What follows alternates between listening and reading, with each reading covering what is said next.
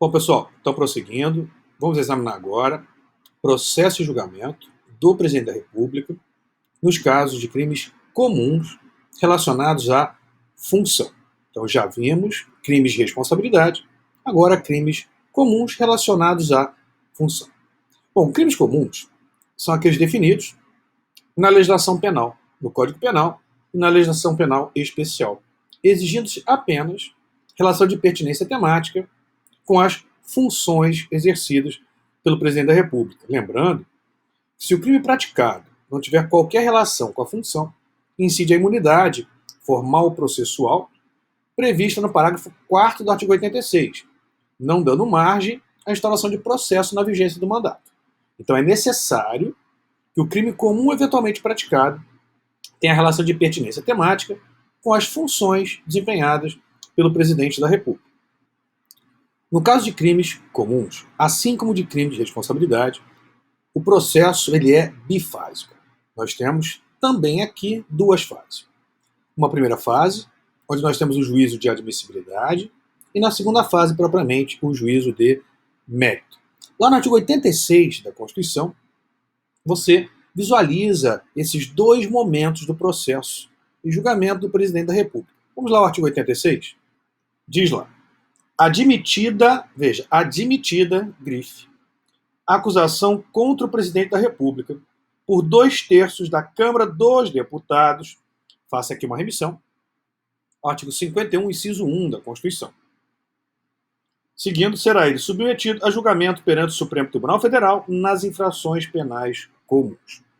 Então nós temos um processo bifásico. A primeira fase, como dito, nós temos o juízo de admissibilidade. O juízo de admissibilidade é exercido pela Câmara dos Deputados. Cuida-se de juízo político de admissibilidade e não jurídico. Portanto, mesmo havendo fortes indícios de autoria e materialidade, a Câmara pode não autorizar a instauração do processo. O juízo, portanto, exercido pela Câmara dos Deputados, não é um juízo jurídico, é um juízo político de admissibilidade. E cabe ao STF exercer o juízo jurídico de mérito, portanto. Vou ainda indicar para vocês a possibilidade do STF exercer um novo juízo de admissibilidade, embora não político, mas sim jurídico. Por enquanto, apenas é importante entendermos que a Câmara exerce um primeiro juízo de admissibilidade político, cabendo ao STF exercer juízo de mérito. Cabe ao STF processar e julgar o Presidente da República nos casos de crimes no caso de crime comum relacionado à função. Bom, primeiramente, temos que definir quem é que pode apresentar uma acusação contra o Presidente da República pela prática de crime comum, sempre lembrando, relacionado à função. Se não tem relação com a função, não pode dar margem à instauração do processo na vigência do mandato, como já vimos. Então agora, quem tem legitimidade para apresentar uma acusação contra o Presidente da República pela prática de crime comum? A nossa resposta mais imediata, quase instintiva, é dizer o Procurador-Geral da República. Só ele pode processar o Presidente da República no caso de cometimento de crimes comuns. Mas a Constituição, ela nos dá uma pista. Vamos ao artigo 86, parágrafo 1º, inciso 1 da Constituição. Veja o que diz lá. O Presidente da República ficará suspenso de suas funções, inciso 1, nas infrações penais comuns, se recebida a denúncia ou queixa-crime pelo Supremo Tribunal Federal. Então, se recebida a denúncia ou queixa-crime pelo Supremo Tribunal Federal. O Procurador-Geral da República, ele apresenta queixa-crime? Não. Ele apresenta denúncia. Então, muita atenção. O legitimado vai depender do crime imputado ao Presidente da República. Se for crime de ação pública, o Ministério Público, portanto, é que deve oferecer a denúncia. No caso, especificamente, o Procurador-Geral da República. Então, se tratando de crime de ação pública, o Ministério Público, Procurador-Geral da República. Sendo crime de ação privada, o ofendido é o legitimado a apresentar a acusação contra o Presidente da República por crime comum. Essa acusação, apresentada seja pelo Ministério Público, Procurador-Geral da República, através de denúncia, ou pelo ofendido, através de queixa-crime, ela deve ser, muita atenção, apresentada ao STF, diferentemente do crime de responsabilidade, onde a acusação é apresentada diretamente à Câmara dos Deputados. Então, a acusação por crime comum é apresentada ao STF. O STF não pode ainda fazer qualquer análise quanto à acusação. Deve o STF comunicar à Câmara dos Deputados, remeter, portanto, a acusação, denúncia ou queixa-crime, à Câmara dos Deputados, a quem cabe apreciar essa acusação, autorizando ou não a instauração de processo contra o presidente da República pela prática de crime comum no STF. Caso a Câmara não autorize, ela comunica ao STF, através de mensagem, que não foi autorizada a instauração de processo em juízo de conveniência e oportunidade políticas e, consequentemente, o STF não poderá receber a denúncia ou queixa-crime. Então, a denúncia ou queixa-crime apresentada ao STF, o STF remete à Câmara dos Deputados. A Câmara agora aprecia essa acusação, se manifestando favorável à instauração de processo ou contrário à instauração de processo, autorizando a instauração de processo ou não autorizando a instauração de processo. O quórum exigido para autorização para instauração de processo é o mesmo quórum exigido no caso de crimes de responsabilidade, o quórum de 2/3. Não atingido esse quórum de 2/3, 342 votos. Não é, portanto, autorizada a instauração de processo. Nessa hipótese, a Câmara envia mensagem ao STF, comunica ao STF que a Câmara, como dito, em juízo negativo de admissibilidade de natureza política, não autorizou a instauração de processo e, consequentemente, o STF não poderá receber a denúncia ou queixa-crime. Então, o juízo político negativo de admissibilidade, exercido pela Câmara, impede que o STF receba a acusação.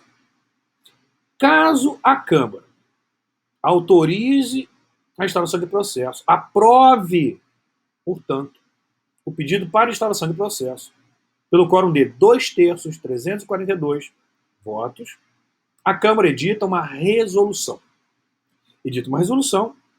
Autorizando o STF a prosseguir na análise quanto à acusação apresentada contra o presidente da República. A prosseguir na análise quanto ao recebimento da denúncia ou queixa-crime.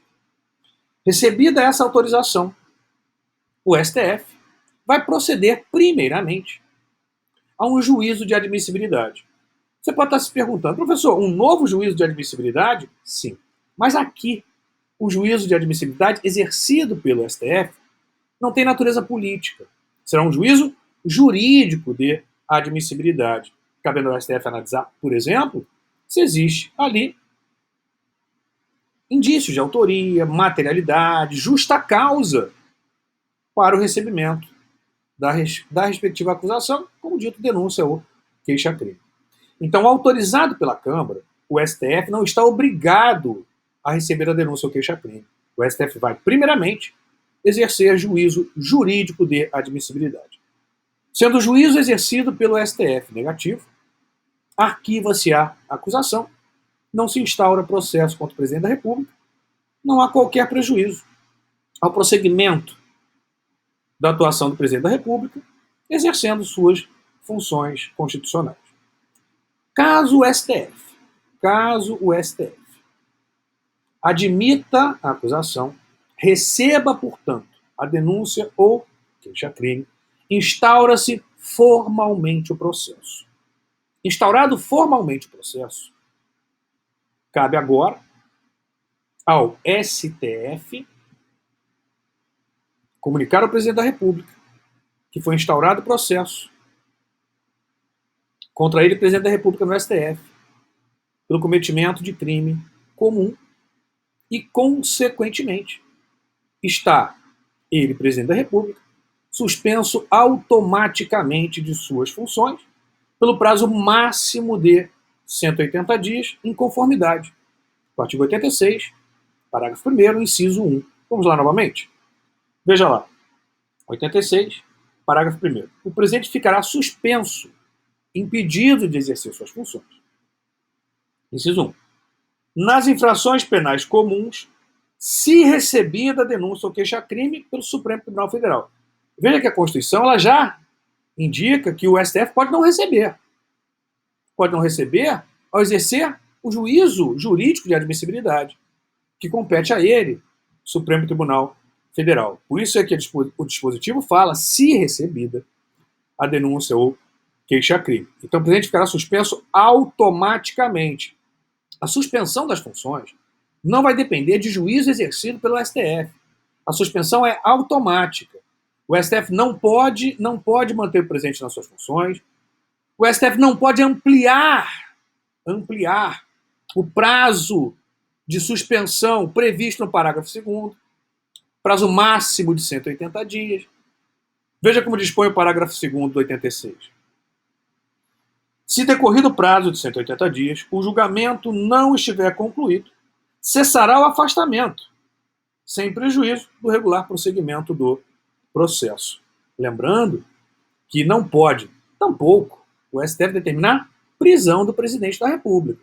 Não cabe prisão em flagrante, seja crime afiançável ou inafiançável, não cabe prisão temporária, não cabe prisão preventiva e, conforme a jurisprudência atual do Supremo, não cabe prisão automática em decorrência de sentença condenatória recorrível.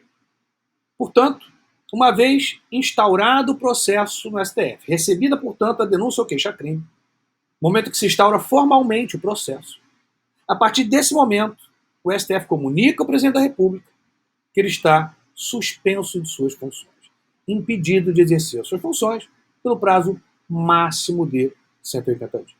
Se o processo não se encerrar nesse prazo de 180 dias, e é muito difícil que se encerre, diria eu que é até impossível que o processo judicial se encerre nesse período. Por crime de responsabilidade, sim, se encerra nesse prazo normalmente. Já por crime comum, não. Tá? Então, dificilmente vai se encerrar nesse prazo de 180 dias. Não encerrado nesse prazo de 180 dias, o presidente retoma as suas funções, continua agora a exercer as suas funções, sem qualquer prejuízo ao prosseguimento do processo. Prosseguindo, o STF analisa, portanto, a peça acusatória, aplicando-se todas as regras inerentes ao processo penal.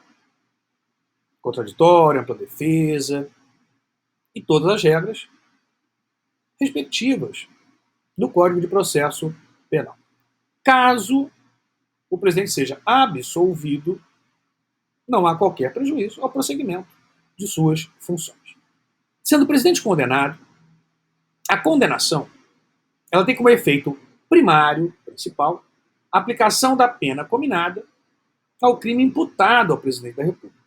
A perda do cargo ela não é efeito imediato, primário da condenação. A perda do cargo, portanto, não é uma consequência automática da condenação por crime comum. Significa dizer que o presidente pode ser condenado por crime comum e não perder o cargo. Pode ser condenado por um crime, inclusive, veja só, que admita substituição de pena. Então, de restrição de liberdade, por exemplo, por prestação de serviços, não é necessariamente condenado à perda do cargo. Então, a perda do cargo não é um efeito primário da condenação.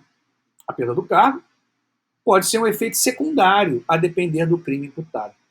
Então, se ele foi, por exemplo, acusado de um crime de corrupção, a perda do cargo é uma consequência secundária, mas não é todo crime que vai ter como consequência a perda do cargo.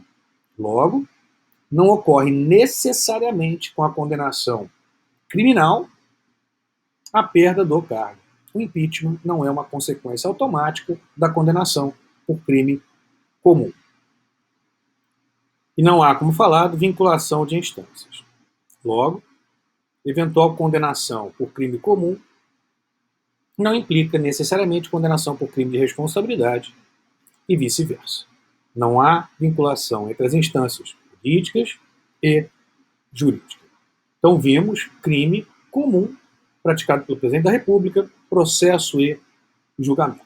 Vamos fechar esse bloco, vamos voltar no próximo bloco, analisando governadores e prefeitos. Já voltamos.